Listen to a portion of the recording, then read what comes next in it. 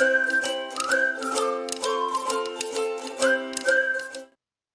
everyone, welcome back again. So as you all know that we are doing our communication series.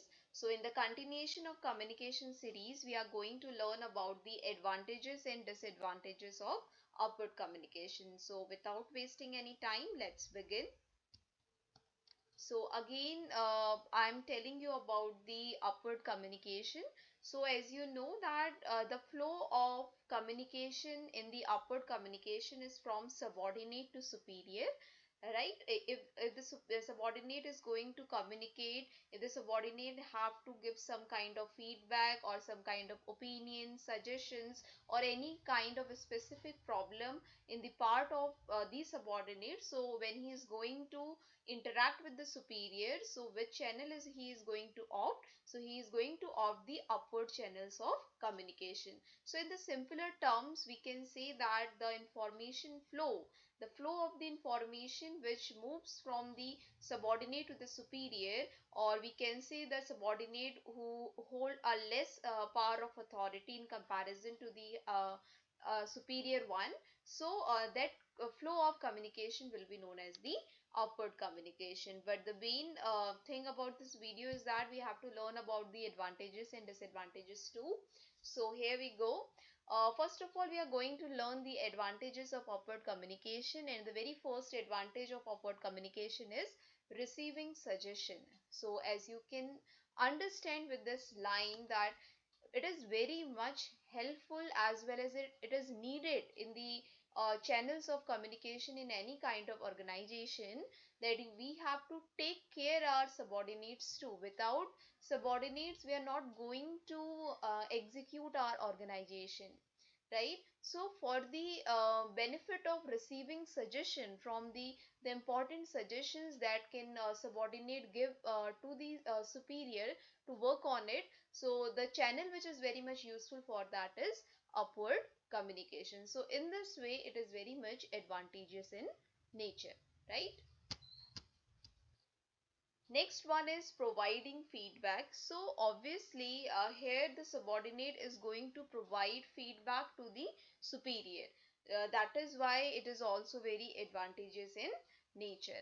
So हम इसको इस तरीके से भी समझ सकते हैं कि जब भी सबॉर्डिनेट को कोई इम्पोर्टेंट फीडबैक अपने सुपीरियर तक पहुंचाना है, देखिए ये कम्युनिकेशन आप किसी भी ऑर्गेनाइजेशन में चले जाइए, वहाँ नहीं हो सकता है कि वहाँ सिर्फ और सिर्फ वन वे कम्युनिकेशन हो।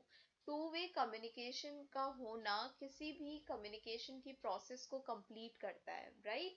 अगर किसी भी ऑर्गेनाइजेशन में टू वे प्रोसेस है और वहाँ की जो चैनल्स हैं कम्युनिकेशन के वो बहुत ज़्यादा ओपन अप हैं और फ्लेक्सिबल हैं, then that particular organisation can grow in a better way, right? So here the upward channel of communication, see, in any organization we have to make a balance in different kinds of channel, either it is upward or it is downward or horizontal, vertical, or the grapevine, any kind of channel. So we have to make a balance out from there. So upward communication is useful for receiving suggestion to the superior. Means superior must be aware about the facts that their subordinates are interested in the organization, are interested in the betterment as well as the growth of the organization, so that they are giving their valuable suggestion. Means the here the superior gave a kind of atmosphere to their subordinate that they can easily come up forward and can give their suggestion to the superior with the help of these upward channel.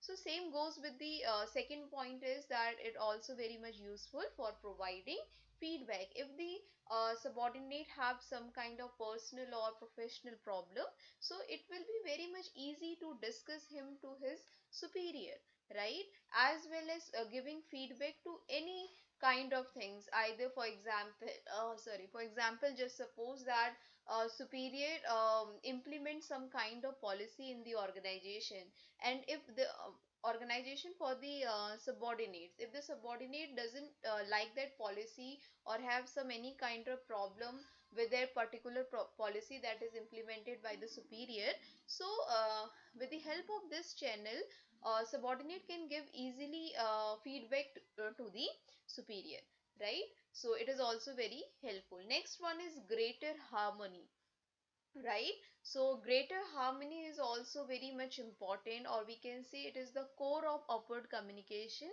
that it brings harmony, it brings brotherhood, it brings cooperation, as well as it strengthens the relationship between the superior and subordinate, if there is a better way as well as the open ends of upward communication. Next point is developing creative and innovative ideas. So upward communication is also advantageous to help the subordinate to grow, to help the subordinate to explore, to expand, to excel in creative and innovative ideas, if upward channel is appreciated by the superior. So it will encourage your subordinate that yes, superior is there for us, superior is going to listen whatever our ideas are, means there is someone is there to lend the ears to listen to your ideas, right?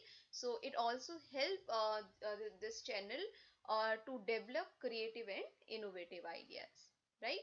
And the last one is it ensures accountability within the organization. It also ensure accountability. So here accountability means, accountability means here we get the subordinate get the recognition, right? Means subordinate holds the responsibility that he is contributing some part in the growth of the organization. So he becomes accountable. He becomes more responsible to his organization. So these are the some advantages of upward communication. Hope it is clear to you all. So that's all for today's video. In the next video, we are going to continue the same.